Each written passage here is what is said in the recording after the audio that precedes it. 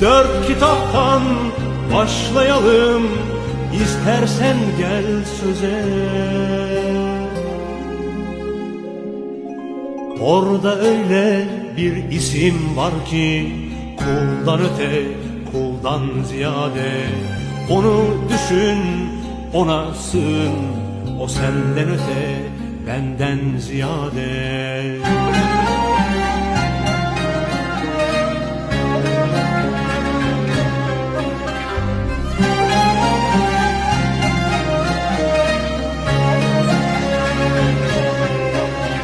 Bir sabah elbet güneşte doğacak penceremde.